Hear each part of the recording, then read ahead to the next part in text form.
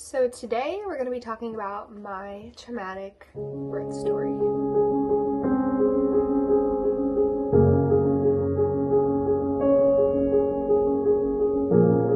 So I'm going to start off this video by saying I really didn't have a birth plan. I knew I was giving birth at the hospital. I was probably going to get an epidural. And honestly, in hindsight now, looking back, I'm really glad that I wasn't set on a plan and had all these expectations, because I would have never guessed this would happen in my entire life. So it all started on July 1st, and me and Tony decided that we were gonna go to Disney World and just walk around, eat some food. There's not anything I can really ride at this point because my due date is the 9th. And so I was like, this is gonna be our last time to go to Disney before the little one gets here, and just enjoy our time together.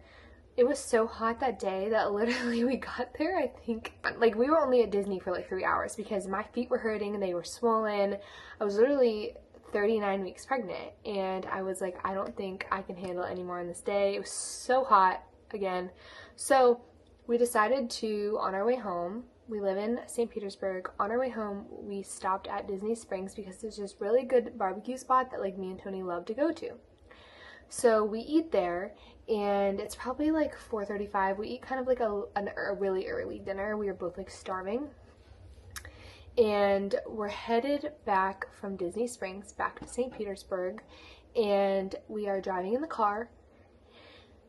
And all I remember is there was this truck.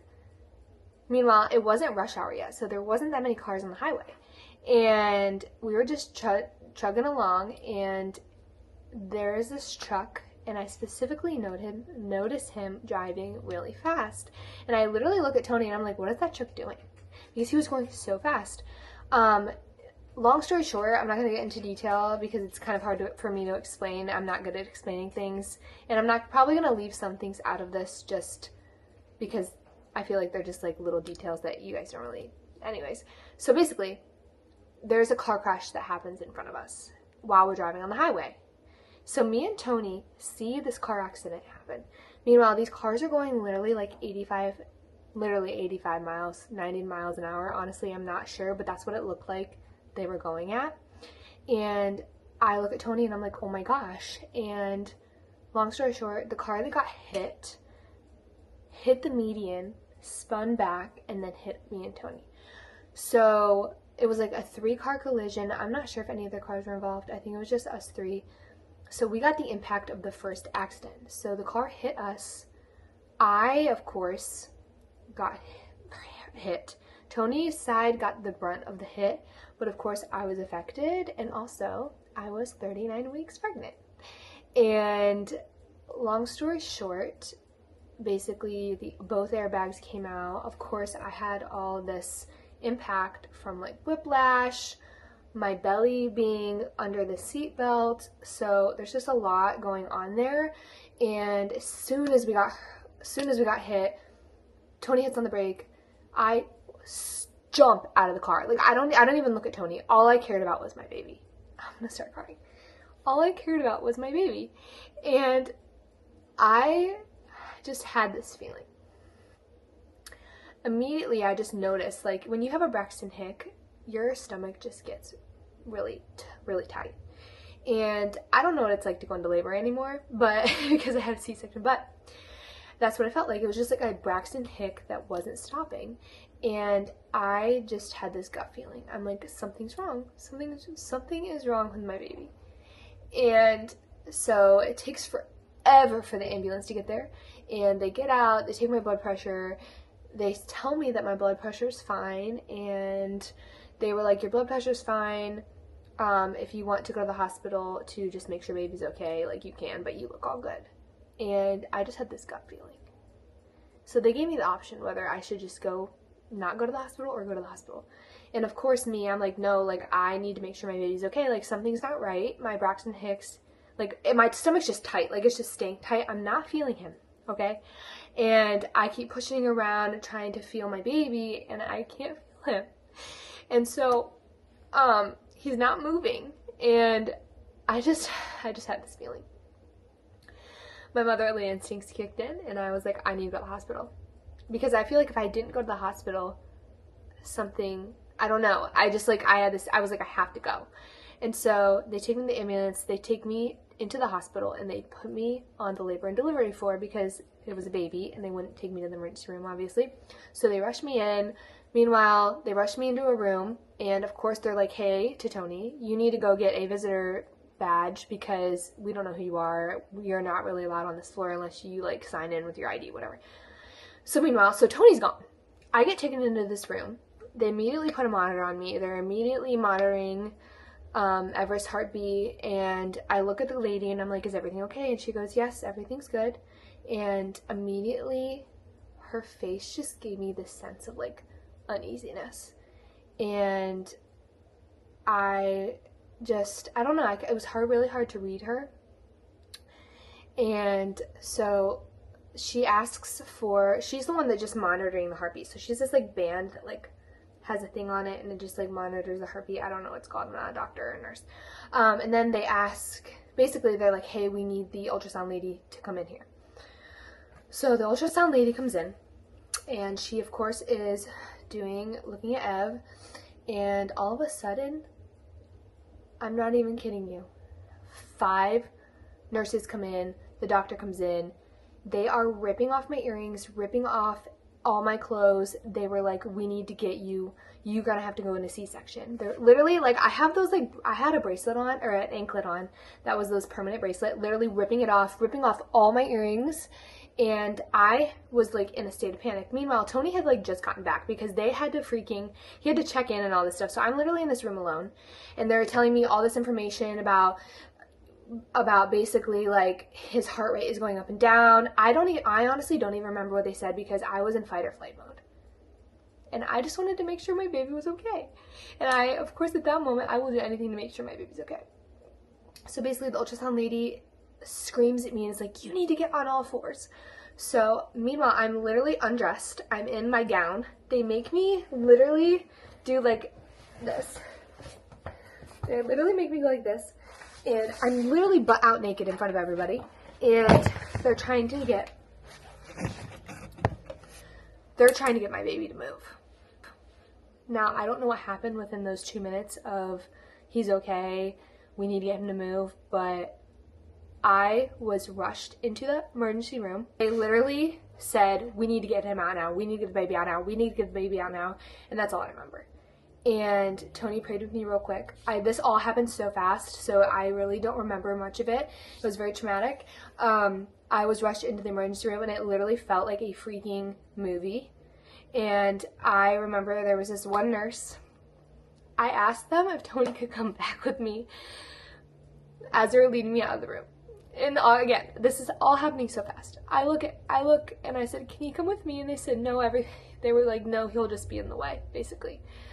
Which I understand because it's an emergency section. So I looked at this nurse who had been in there with me and I said, please do not leave me because I don't want to be alone. I didn't know what was going to happen. I didn't know if my baby was alive. I didn't know if my baby was dead. I said, please don't leave me. So they rushed me into the room. This happened so fast. I think in a matter of 4 or 5 minutes. They're rushing me into the room. I get into the room. The anesthesiologist is there. He puts me under, and I look at that nurse, and she's standing there with me. And then I was out. I do not remember anything else. And then I wake up, and I look over, and Tony's holding my baby. And I will never forget that moment because I didn't know what happened. I didn't know if he was alive. I literally just woke up and my baby was there.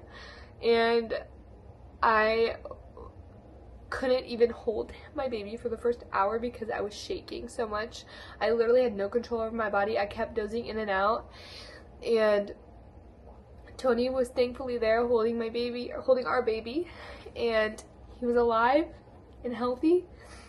And I struggled a lot the first month or two because I didn't get to have all of those firsts that you typically have with your firstborn child. I didn't get to hold my baby right away. I didn't get to see Tony hold the baby first. I didn't get to you know, have those special moments that you look forward to your whole entire pregnancy of seeing your baby. And I had a lot of anger, a lot of, I don't know, it was just like that whole accident robbed me of what I thought my pregnancy and my delivery was gonna look like. And so I now look at it as such a God thing.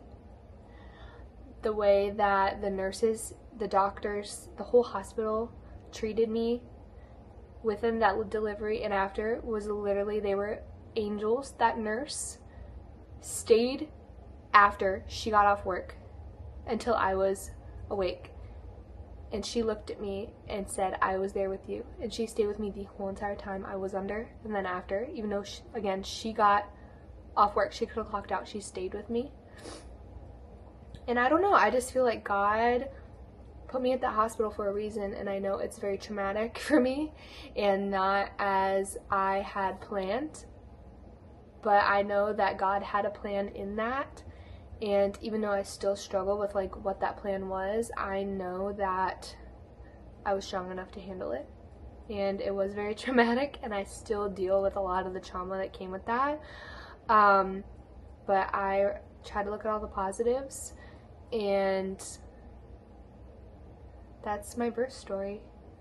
And there's obviously other things that go into that. I just tried to like give it to you guys easy and just kind of vague a little bit.